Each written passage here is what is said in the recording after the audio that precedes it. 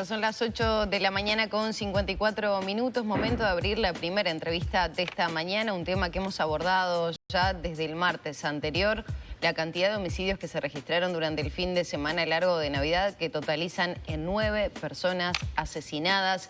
El reciente caso de esta adolescente, esta joven que estaba jugando fuera de su casa en vísperas de Navidad, es alcanzada por una bala perdida. ¿Cuál es la realidad de la violencia que se está atravesando y el abordaje que se puede realizar desde la Fiscalía General de la Nación? Y por eso le damos los buenos días al fiscal de homicidios, Carlos Negro. La verdad es un placer poder tenerlo para poder abordar esta temática en días muy particulares. Estamos entre las fiestas, uno a veces tiende a pensar que se incrementan los niveles. No sabemos bien por qué, habría que determinar una causa, pero ¿en qué realidad estamos, fiscal? Bienvenido. Buenos días. Bueno, buen día, muchas gracias. Gracias por la invitación. Sí, en estas fechas se da un incremento de situaciones de violencia y por lo tanto también un aumento en las cifras de víctimas fatales por homicidios. Es un fenómeno natural a las fechas, el consumo de alcohol, las fiestas, la interacción de personas en los barrios, que muchas veces termina en resultados dramáticos como los de este fin de semana. Pero el año pasado, yo hago turno a partir del 1 de enero todos los años, y sucedió algo muy similar en la noche del 31, cuando tuvimos, si no recuerdo mal, 5 muertos en una madrugada. Por lo tanto, esto es un guarismo que se mantiene año tras año en estas fechas, lamentablemente. Ahora, estamos hablando de diferentes circunstancias. Lo decía, una joven asesinada mientras bailaba, esperando la Navidad con sus amigas en la vía pública. Signos de tortura en un doble homicidio que aparece allí cerca de las vías. Un triple homicidio en la Floresta con la característica de asesinar prácticamente a todos los integrantes de una familia. ¿Eso sí es una condición que se repite a lo largo de este último tiempo o es una realidad que empieza a despertar y prender luces amarillas en la Fiscalía? Sí, yo no estoy de turno, no estoy con esa prevención, no conozco los casos uno a uno en sus detalles, vi la prensa. Lo que pude ver por la prensa es que se mantiene, incluso en esto que sucedió el fin de semana, la proporción del tipo de homicidios que ocurre a lo largo del año. Nosotros tenemos que, se calcula que un 50% de los homicidios que ocurren se dan en situaciones de lo que se llama coloquialmente ajuste de cuentas, en sentido amplio. Y otro 50% que obedece a otros motivos, femicidios, conflictos interpersonales, familiares, etc. Pero en este 50% de homicidios por ajuste de cuentas, tenemos el homicidio de la chica, esta chica de 14 años, dramático realmente, que ocurre como consecuencia de quizá un ajuste de cuentas entre alguna integrante de alguna banda contra otros, que se cobra una víctima inocente, que nada tiene que ver. No es el primer caso, tenemos varias de estas características. ¿Va en aumento la bala perdida? No es una bala perdida, es una bala dirigida a una persona que por falta de cualquier tipo de prevención en la tarea termina matando a gente inocente. Porque se mata cuando la persona está a la salida de un comercio. Y bueno, sí, atrás hay otras personas. Lo hablábamos, no importa. Incluso lo decía Maggie, estamos abordando este tema desde distintos ángulos.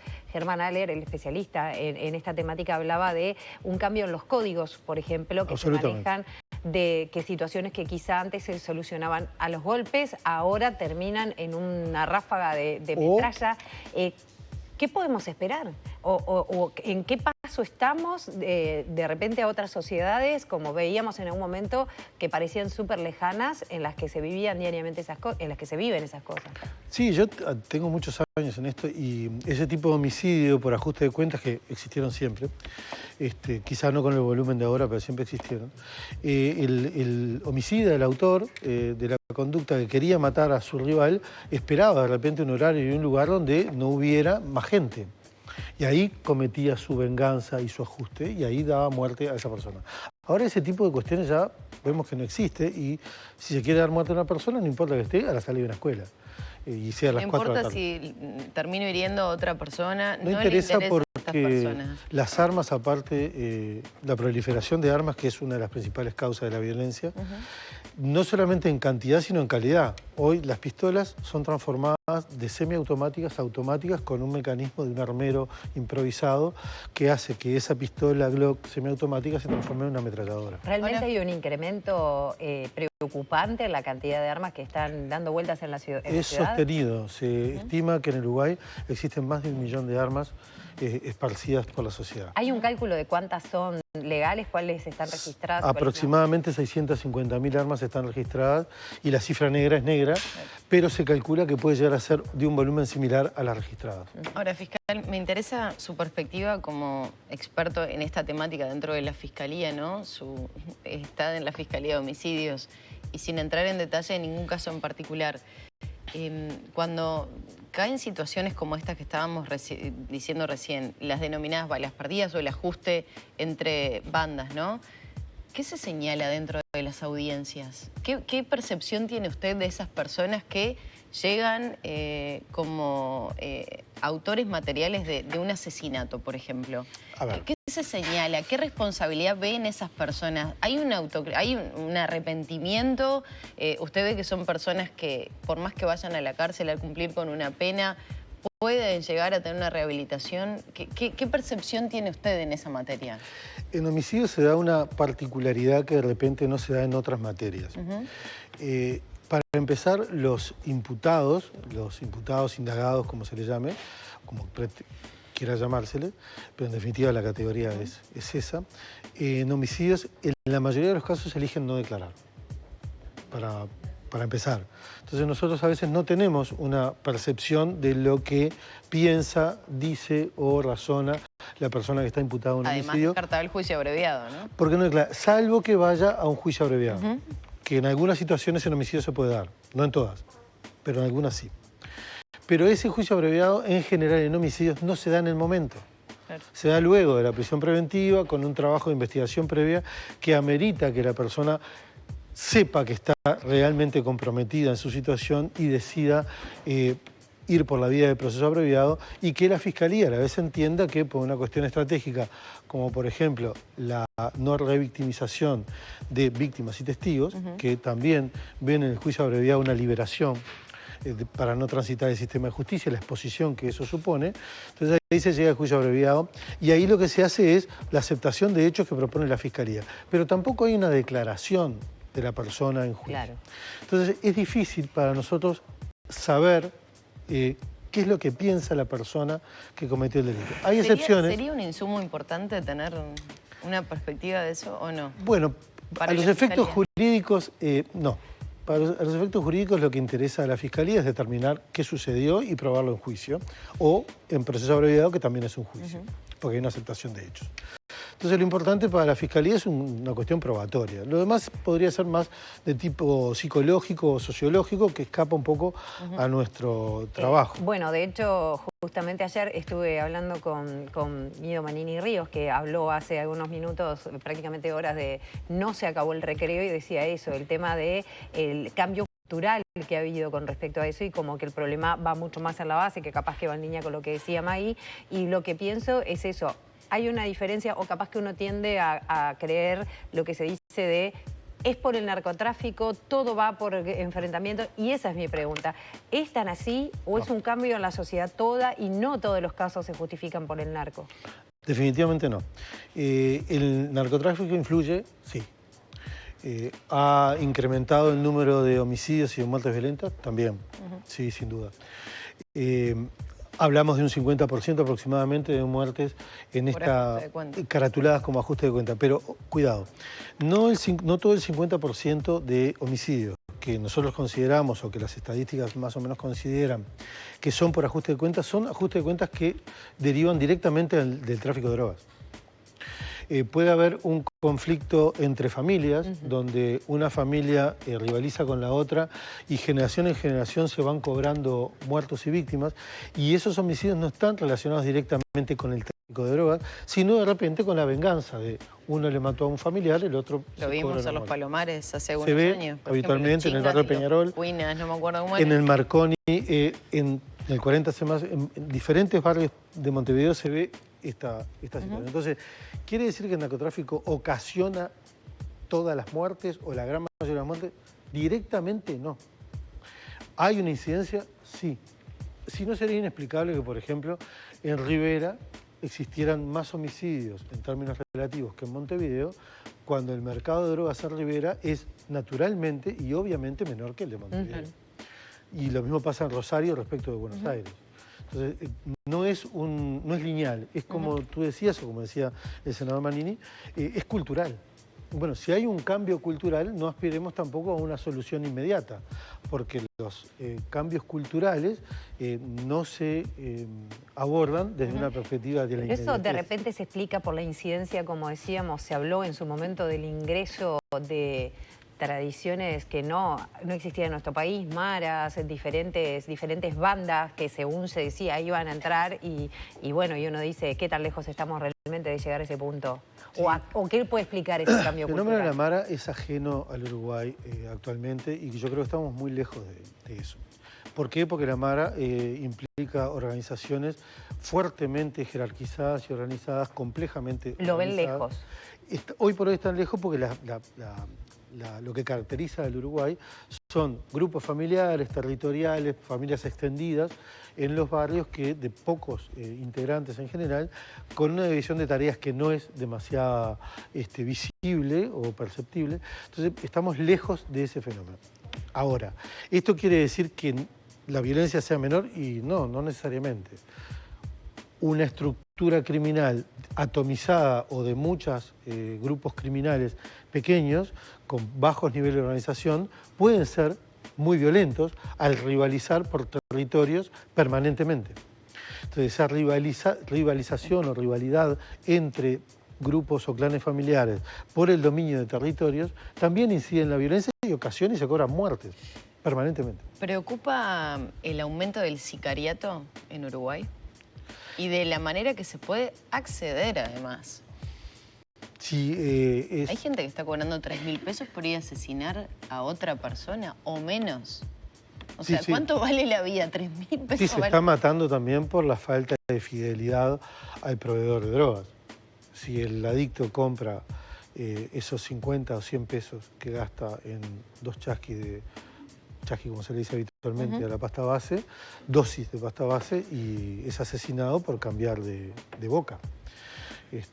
Para mostrarle a los demás que hay que ser fiel al cliente. Que ya saben lo que puede pasar. Exactamente. Entonces, si se mata por 100 pesos o por de ese tipo de clientes, es preocupante, sí, que también se mate por un sueldo, por una retribución bastante magra, por cobrarse una vida. Sí, está pasando y pasa ya hace años. Hace un tiempo nada más, cuando estaba la discusión del proyecto de rendición de cuentas, usted había sido crítico respecto al incremento de penas, al aumento de penas en el caso de los homicidios. ¿Cómo evalúa eso? Y sobre todo si luego se ve reflejado. Una persona de estas que estamos hablando, ¿no? Este tipo de situaciones, ¿tiene presente al momento de ir a dispararle a alguien y con el objetivo de asesinar para amedrentar a los otros la cantidad de años que puede estar preso? Este es un tema que está laudado a nivel académico, a nivel jurídico, y politológico, sociológico. Desde todo punto de vista está laudado el aumento de penas, la creación de delitos o la modificación de los nombres de los delitos, que son las 3 vías predilectas del legislador para atacar los temas de seguridad pública. Está demostrado que en nada inciden en los índices de criminalidad. Y está también archidemostrado que el delincuente o el criminal que se propone desarrollar una conducta delictiva en más de estas características, en lo que está preocupado es en que no lo agarren, no en que si lo agarran qué pena le va a tocar.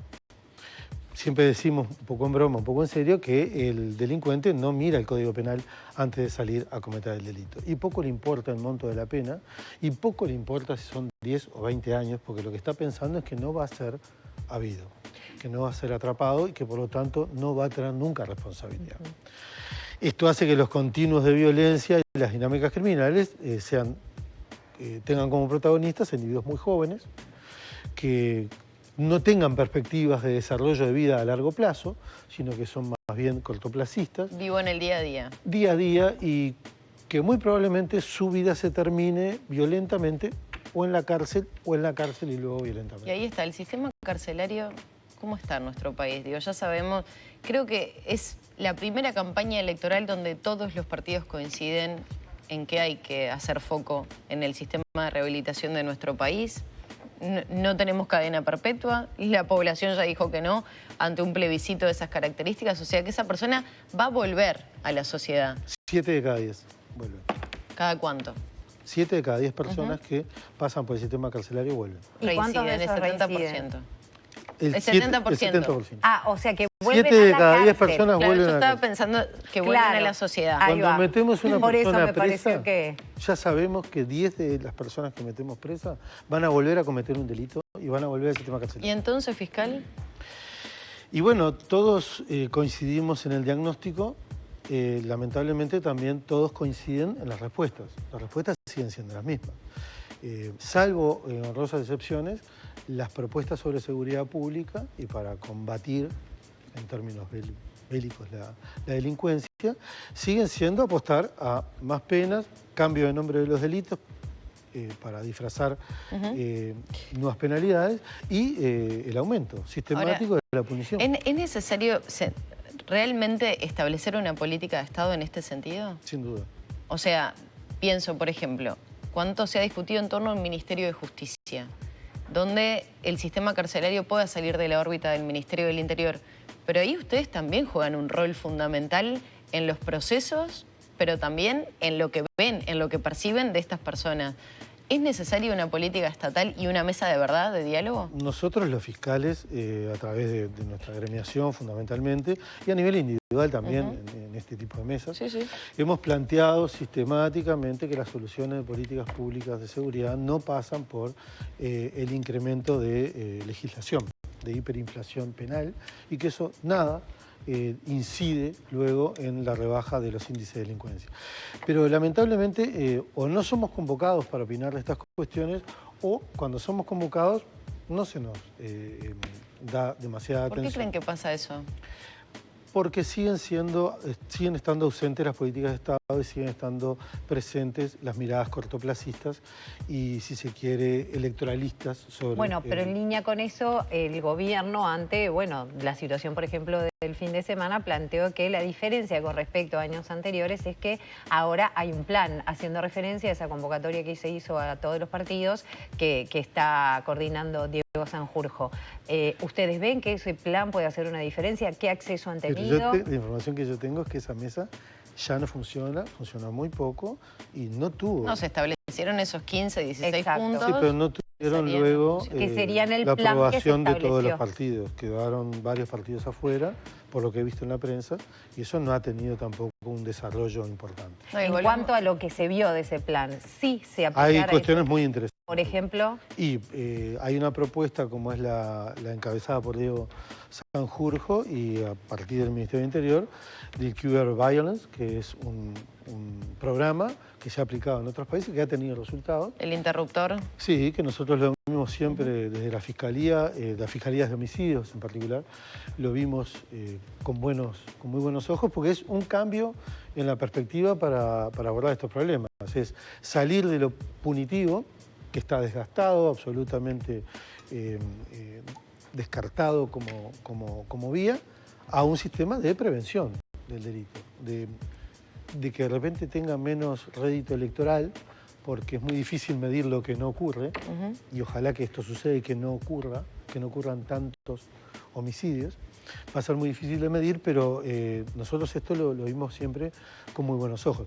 El Ministerio de Justicia, como tú decías, otra alternativa para que las políticas de justicia Estaba dentro de esos puntos. se diseñen desde lo político, desde el Poder Ejecutivo y desde una institucionalidad especializada en temas Pero ¿cómo de se justicia. llega a que sea la prevención? Porque convengamos que, ¿cuánto hace que estamos hablando de esto? Desde que tengo uso de razón, por más, por menos, uno lo medirá como quiera, pero que se está hablando de esta situación. ¿Cuál es el camino para llegar a ese cambio cultural del que se está hablando? Que en la educación, ¿en dónde está la clave? En todas esas cosas.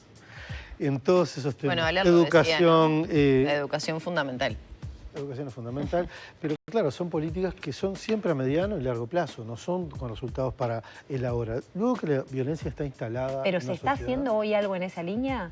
porque si no, el resultado no va a llegar ni a mediano. Y bueno, vimos que hay algunas ideas interesantes, Ministerio de Justicia, los interruptores barriales, hay algunas buenas nuevas, digamos. Siempre son escasas, siempre son pocas y terminan predominando, lo vimos en la última ley de rendición de cuentas, una ley de rendición de cuentas que poco tiene que ver con la seguridad pública, hay artículos que nuevamente incrementan penas, agravantes nuevas, delitos que no deberían existir, agravantes que no deberían existir. Fiscal, ¿en cuánto podría incidir la aprobación de los allanamientos nocturnos para el trabajo que ustedes realizan en particular?